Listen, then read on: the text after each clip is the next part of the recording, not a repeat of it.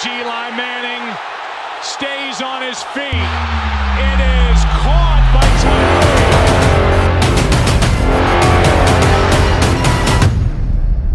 Tyree. Well, listen, we are back live at Catch the Moment podcast. We're here at Tyree's table for the grand opening. Old things becoming new. Super excited. And I'm also relaunching Catch the Moment podcast. We took a little break, but I'm back with a really good friend, Dr. John Kim. Man, how you doing, brother? Doing well. It's an honor to be here, Mr. Tyree. I mean, just a big fan to begin with, and then I would never even thought about sitting next to you to be on a podcast to begin with. So God's really blessing this opportunity at this time. Listen, man, I think you certainly earned the right to be in position in all areas, man. You're a man of tremendous insight, influence, but even more so integrity. So it's really great to finally catch up, sit down, and have this dialogue. Well, listen, man, we share a lot of similar interests, man. But I gotta start since you got some love for the for the helmet catch, for the giant. Where were you when you first saw the helmet catch? What was your reaction? What were your memories of that moment? Oh my God, that is, I was actually sitting in my friend's basement watching the entire game, and I thought we're going to lose. So you already know what team you're on right now, exactly. Team NYG. Exactly. I'm like, I thought we were going to lose, and all of a sudden you made that famous catch. I'm like, holy cow. I mean, only God could have made that catch. Oh man, so. You said it, brother. No, it really is. I mean, every opportunity that we have in our life is really blessed by God. Yeah. And, every opportunity we have to take, not just for granted, but is overall his divine plan in doing so. And even though we might be thinking that we're losing, at the end of it all, he's the one who's actually directing the victory. So, even today, I made a little comment about this opportunity right now. Not even just this, but it's raining at this point. I mentioned about how when God was blessing the Israelites, the first thing he ended up doing was not the sunlight. He actually blessed them with rain. That is a beautiful reality. You have to, in order for seeds to take, that means the ground has to be right? Yes. I mean, like, you have to have a heart of flesh, as we would say in relation to the heart, but the ground has to be, it can't be hardened in order to receive the seed that God would want to bestow upon man. We're already going to places I was eventually going to get to, but thank you for your memory. Man, well, you are one of the most highly regarded and respected functional medicine pharmacists, right? Yeah. So not to exclude pharmacists, because that's part of your trade. I'm really intrigued by the journey of it, because you're probably one of the most consistent, sound professionals that I've listened to, and I've actually tuned in and listened to you from time to time. What is your defining moment in this journey of your career? When I first realized that our entire healthcare system was broken, that people that needs to be taken care of was not being taken care of, except for we're just pushing pills, putting on a Band-Aid, and not getting to the overall root cause of the issue. Yeah. Even mental health-wise, right? Even mental health. There's a deficiency of nutrients not being talked about, certain amount of healthy fats that people need to be ingesting. But because of our entire food system is broken, as well as our healthcare, correct, that those people that need to be really helped out wasn't being helped. And I saw that firsthand when I was working in a hospital. And I had this particular patient that was coming in, not able to control blood pressure, and having to see her 5 times when I was actually there for 5 weeks. 5 times in what? 5 weeks. Oh my goodness. Uncontrolled blood pressure. And all we did at the hospital, especially working in the ER, was to get that patient what? Get that patient out the door. It's the whole... As cool as we can. Nothing's fixed. Wow. Yeah. So and I think this is not necessarily a new conversation, but it's the conversation. It's the most important conversation. So when you think about medicine or really comprehensive care, right? Like, what is the, at this stage, understanding that certain medicines do really provide value, certain, whether it's, opiates, but we know that nutrition is the answer. We know that sleep is the answer. We know all these things. What is the merger and the utility of the role of the pharmaceutical industry in light of, some of these better understanding of the human body, what it needs? because you've seen both sides of it and you're astute in both sides of it. So give me a little bit of insight to how they can come together to actually serve one another. I always say there's no perfect medicine out there. There's none. Excellent. Right? There's nothing out there. I'm not going to say that, pharmaceutical medications are bad. There are certain places of doing so. In terms of our overall longevity that's happening right now is because of advances in medicine, so we can't discount that out. Excellent. However, pharmaceutical drugs does not get to the overall root of the issue. There you go. Right? It's just, again, the same thing that I was mentioning before. It's just a band-aid in a problem instead of really getting to the actual root of the issue. And a lot of root of the issue really deals with inflammation.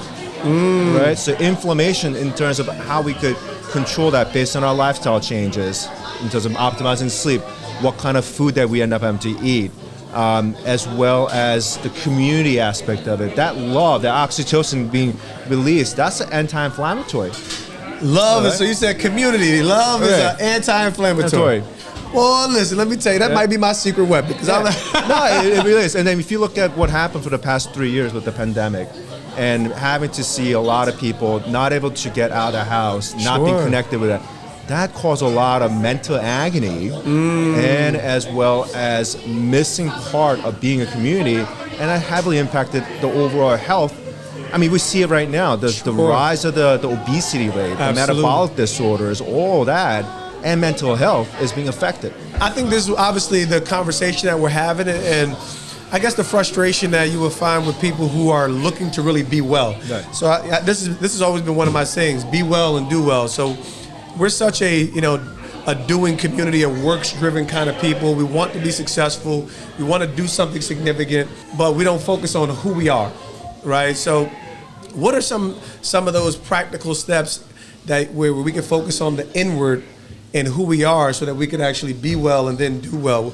What is your, first step recipe? Because you already started talking about relationships, community, nutrition. We know Scripture says, "In Him I live and move and have my being." I actually equate that to, movement, nutrition, and sleep, like just rest. Those are the three foundational elements. So, what are those things that people can do to really be well? Right. To kind of counterbalance some of the turmoil that's coming from the outside world. Right. So first, I would recommend really getting to drinking the cleanest water possible. Get a good water filter. Let's talk about it, because I'm all over the place with it. See, I got 7 kids, right? So I'm like, listen, man, I'm sick of seeing my wife want to get bottled water, alkaline bottled water. And I want alkaline water, but I'm like, man, if we don't get a water treatment system or something. You know why? Because it's the recycling, Dr. Kim. Yeah. It's the recycling. You know how many bottles, them big old plastic bottles I got to crush now? But go ahead, talk about the water. I mean, water is essential. I mean, water is a spring of life. If you look at the scripture in the book of Psalms, talks about the water, where your root is rooted into the water, and then where you get living of life comes through. Excellent. That same thing in terms of our human body. You want to get the cleanest water possible. So obviously, we do not drink tap water. No. If you actually go to a website called ewg.org. ewg.org. Right. It actually gives you listing of the water quality based on your zip code.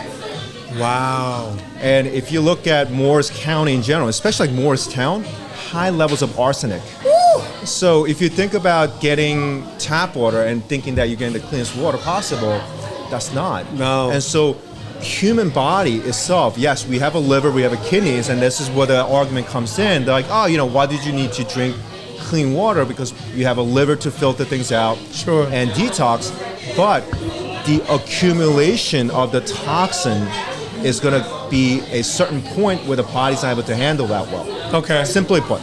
And so you want to drink the cleanest water possible. If you put clean things in, clean things come out. Nice. And overall, inflammation-wise, is really based on what you put in and how you work that into your body, including your environment as well. So water's number one. So you want to get a good water filter. Yep. I would not recommend getting Brita.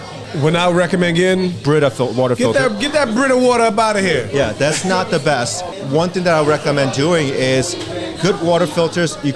And good water filter companies, they give you a testing of how well they're able to filter out. So make sure you filter out fluoride, right? Some of the heavy metals. Yes. Pharmaceuticals, drugs in the drinking water. In the water? In the water now. Pharmaceutical drugs in the water? Even they treat the water, they can't filter these pharmaceutical drugs out.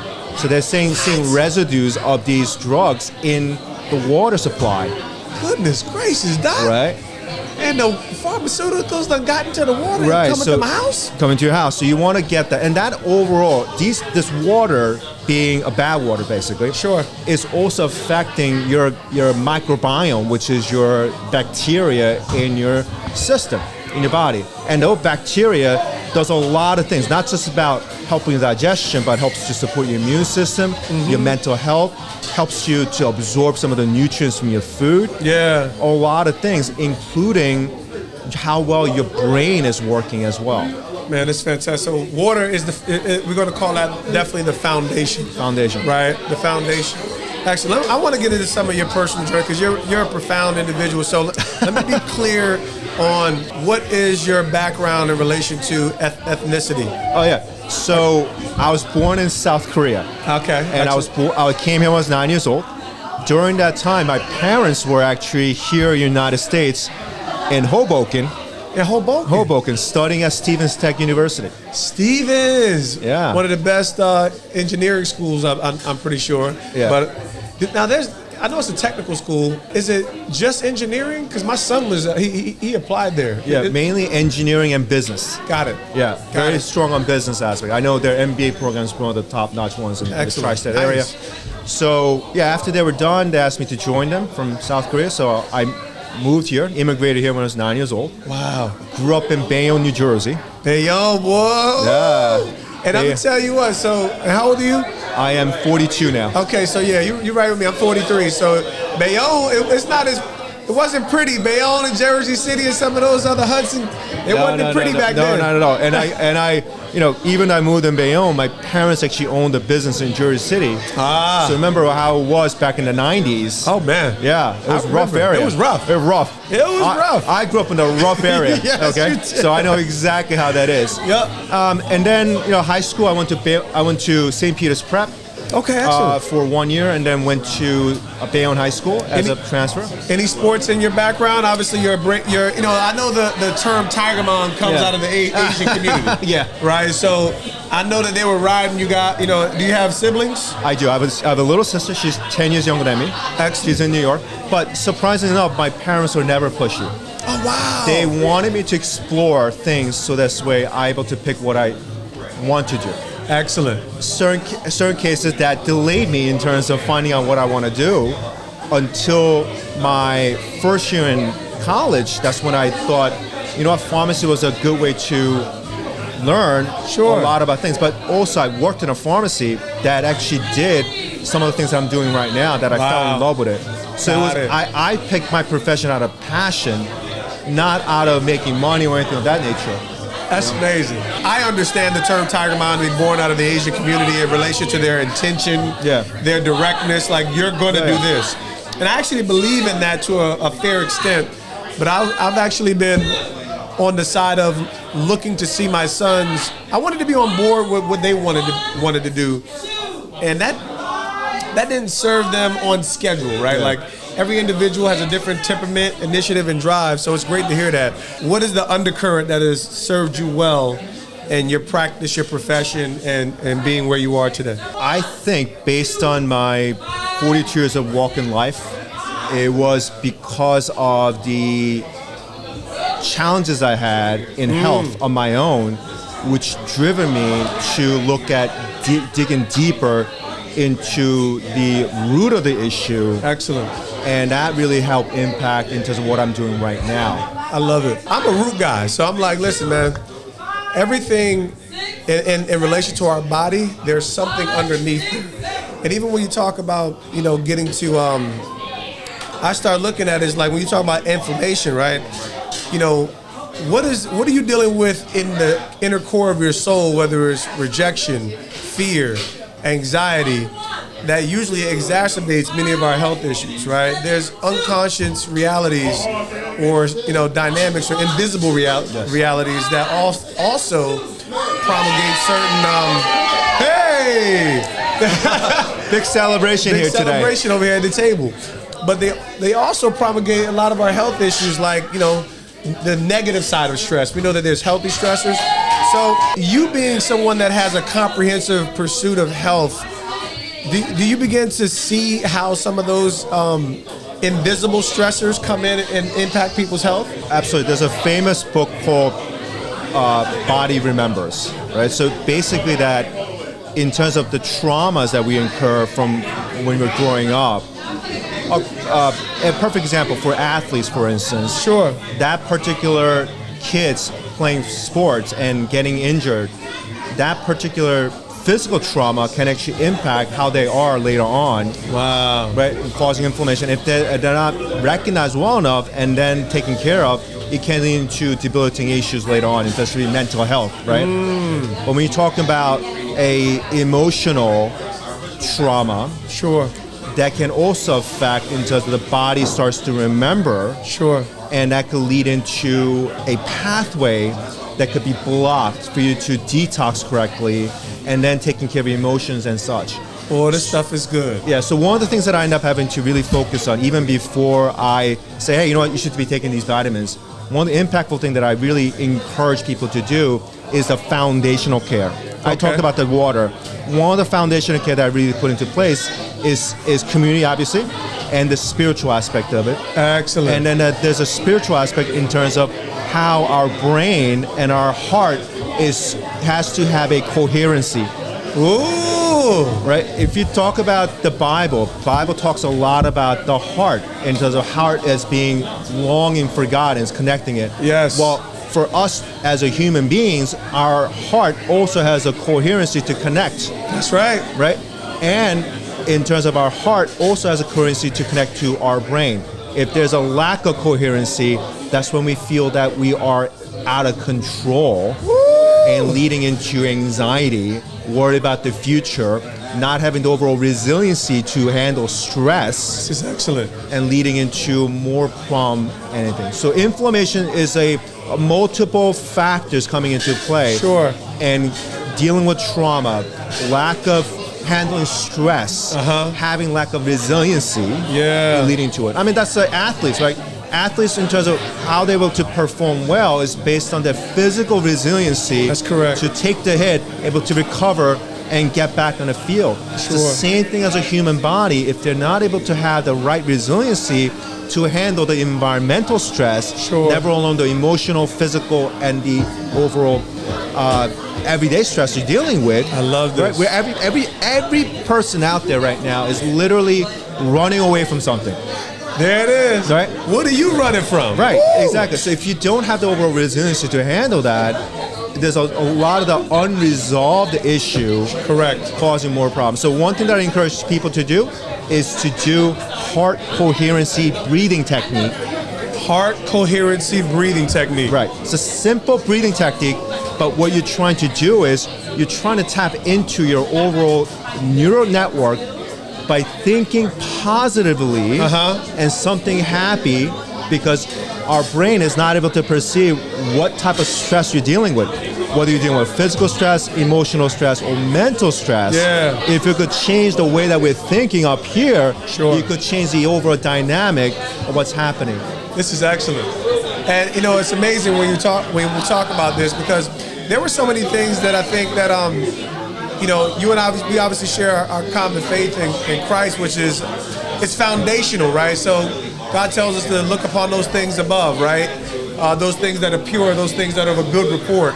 So it talks about those things that are positive, right? Meaning like we have a hope in a future and a design that God desires for every human, to not just to prosper them, which prosper doesn't mean simply financial, it means that you're well, right? But inclusive of those things. But that alone gives you an advantage. Just by virtue of placing your mind in position toward a future hope that you have, gives your comprehensive body an advantage in recovery and resilience. Absolutely. Man, that's empowering.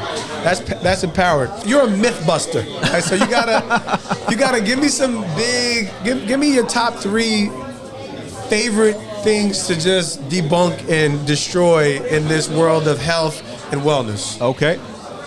Oat milk is not healthy. Everybody thinks that oat milk is healthy drink to have. Newsflash, oat milk is not healthy. Oat milk Get is rid not of oat healthy. milk. Right. Oat milk is not very healthy. You know, oat milk. If you buy a conventional oat milk from a supermarket, for instance, is laced with some of the inflammatory oils like canola oil or seed oil, and those are pro-inflammatory, right? And having to drink oat milk, which has been pulverized basically into sugar, right, which is called maltose, can actually spike up your blood sugar. So kids drinking oat milk in the morning, thinking that you're really giving them something healthy, it's not. You're just basically spike up their blood sugar, and then what are you giving them? Sugary cereal, right? So I was raised on that cereal. I mean, I did as well. I used to love Cinnamon Toast Crunch. Oh man, that was my favorite. That was my favorite. My mom wouldn't buy it though. My mom was pretty good. She wouldn't buy the crackhead cereals. You know, she wouldn't buy too many crackhead cereals. She'd be like Chex. A treat for us was like Crisp Mix. I was like, come on, Mom, give me some Captain Crunch or something. But nah, I get it. Oat milk also, because oats, depending on how they process it, it can be laced with mold toxins. Ooh. So there's something called the aflatoxin, which can be really detrimental to your histamine response, your immune system, and your detox pathway. So oat milk in general, I don't even like oats to begin with. Yeah. I would prefer not to drink it. Avoid it as much as you can. So for all the things that you think that oat milk is healthy, it is not healthy. It is not. All right, give me one more common misconception that it's just a big fallacy. Right. Doing HIIT workout, we think is healthy. HIIT workout? It's not very healthy. Oh, come on, man. I love me some HIIT workout. I know. All right, go ahead. Explain. The reason is, I mean, there's a place and time when HIIT workout can be very good to get the most benefit out of it. But if you look at the general health of a lot of Americans, they're not very healthy. They're not meant to handle all that type of physical stress all at once. You're an athlete, you can handle it. For general Americans who have metabolic issues to begin with, they're lacking in mobility. And then trying to get into a HIIT workout on top of, if you go to a HIIT class, majority of them are women. Because women like to take group classes because it's very supporting and structured, all that. And I'm not generalizing, but if you get to a class, is usually that's how it is. Yep. Right? If I'm wrong, please comment. You're all good, so good by me. Yeah, but if you look at general health of today's females in America, a lot of American women are dealing with metabolic issues, dealing with stress, hormonal imbalance going on. Having to do that type of exercise, HIIT workout, can be detrimental to the hormone balancing. Man, all right. So we gotta. Obviously, you gotta make sure that if you're a mere mortal, not like me, I'm not a mere mortal. Even though I like to laugh all the time because I didn't realize how, as a high performing athlete, you're conditioned like a superhero. I didn't know, like it's just your life, so it's your norm. Everybody has these different norms, and I remember. I never had an allergy until about 2 or 3 years after I retired. And all of a sudden now I'm responding to pollen. I'm like, I'm losing my immortality. I'm like, what is this? So if that's not the best approach, right? Give me, for the average citizen and somebody who wants to be fit, what's the most practical approach toward fitness? I know strength training is really great long-term, bone health, things of that nature. What's kind of like the ABC? Obviously, some people can be really intimidated. Right, you could do weight training. There's a right way doing weight training, right? Sure. And I recommend, if you're going to be really helping to sustain your muscle mass and strength, you should be working out weight training wise 3 times a week. 3 times a week. Right. So and then focus on movement. So yoga's great, Pilates, Tai Chi. Right, simple joint movement that's going to be really impactful for your mobility. All right, give me this one here. We both spiritual men. Yes. Now, yoga's like a whole ancient Eastern religion. Yes. So I like to say that yoga has kind of hijacked all forms of stretching almost. Yep.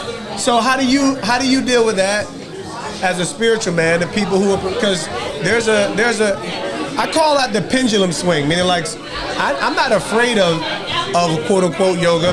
But I know that the entire practice and a lot of the movements are directed toward a deity. Worshipping. So I'm not anti-stretching. I'm big on stretching. Yep. I'm big on movement. I grew up in gym class doing similar stretches. Yeah. So, in light of some of your understanding, how do you navigate some of that? Yeah, absolutely. That's the challenging part that I had to go through as well. Gotcha. Because I was like, you know what?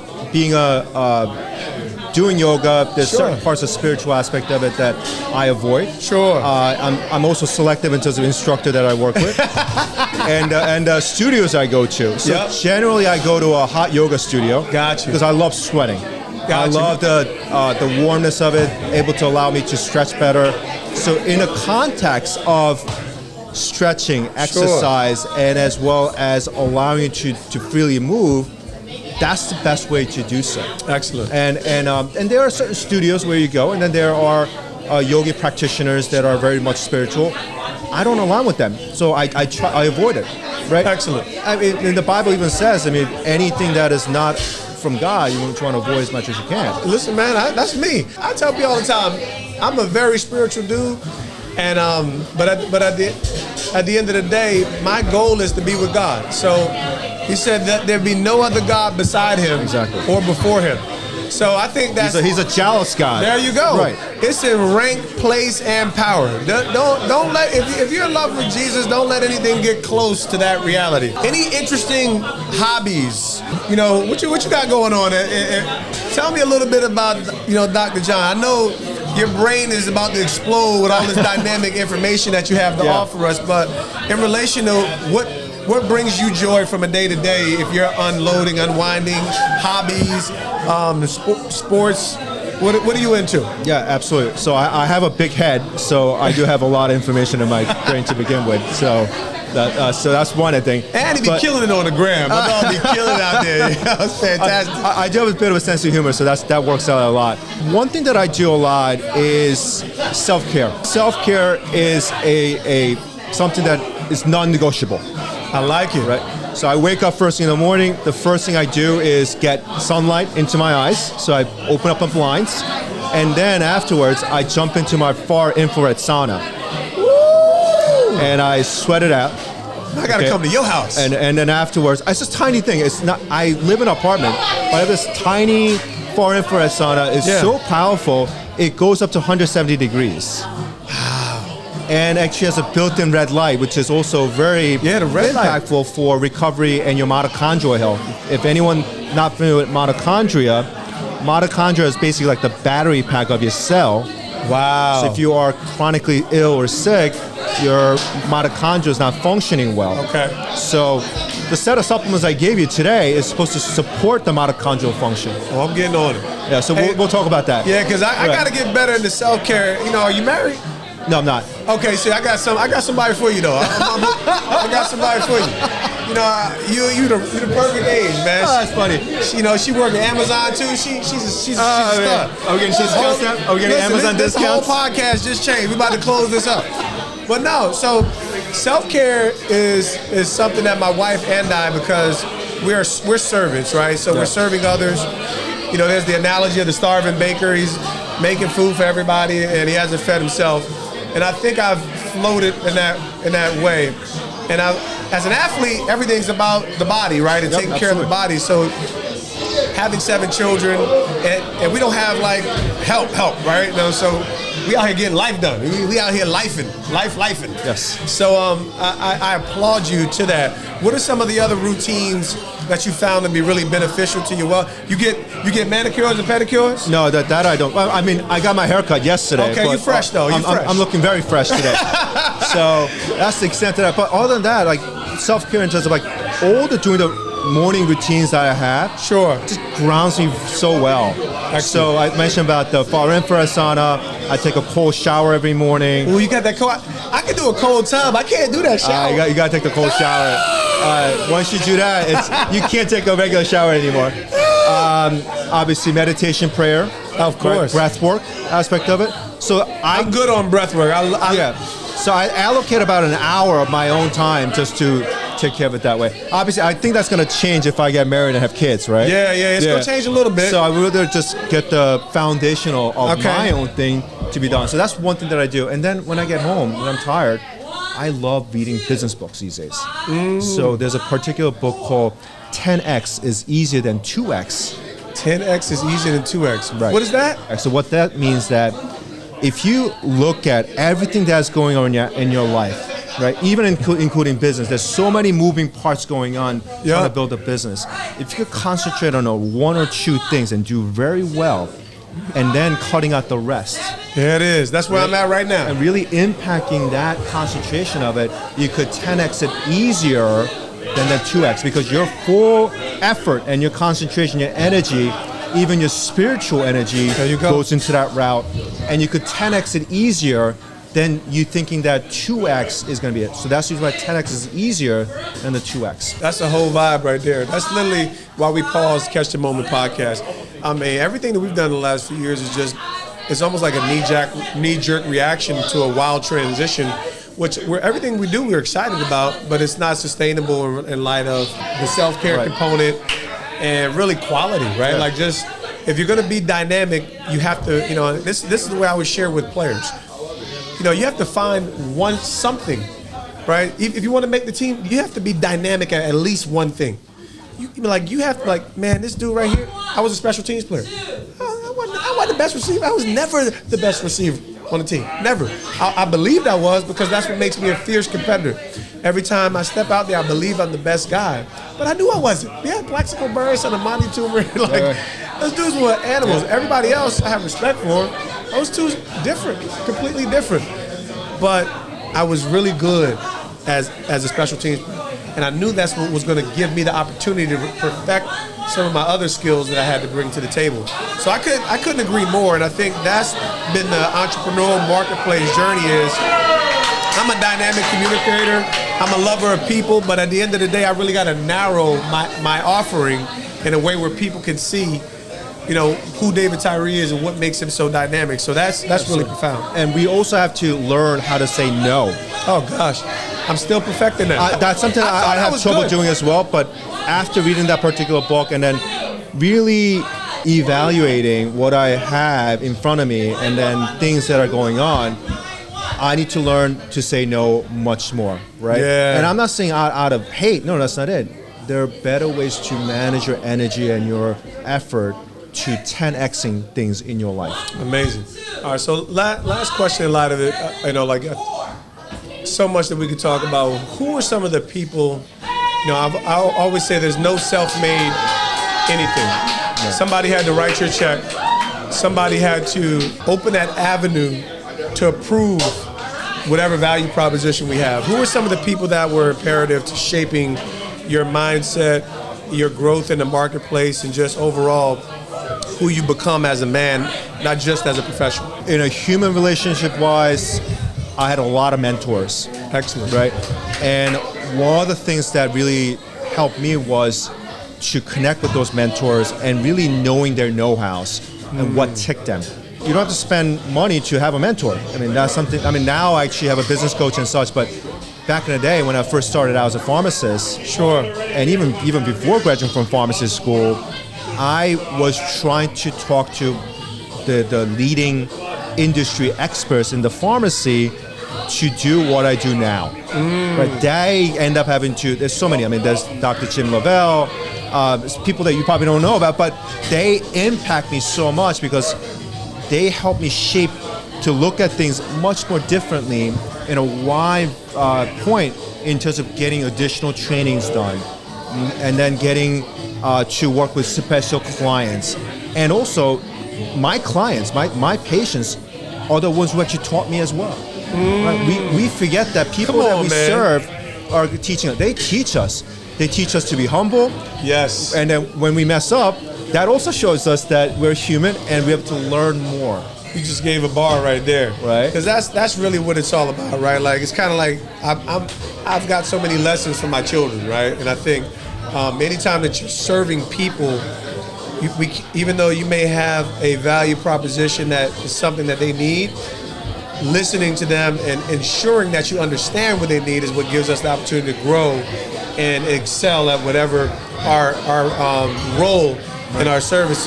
So what you just said there, like I said, I believe it mentors young and old, right? So whether it's parent to child, business, whether it's a generational, young or old, it's really these realms of influence from mentors horizontally, mentors vertically.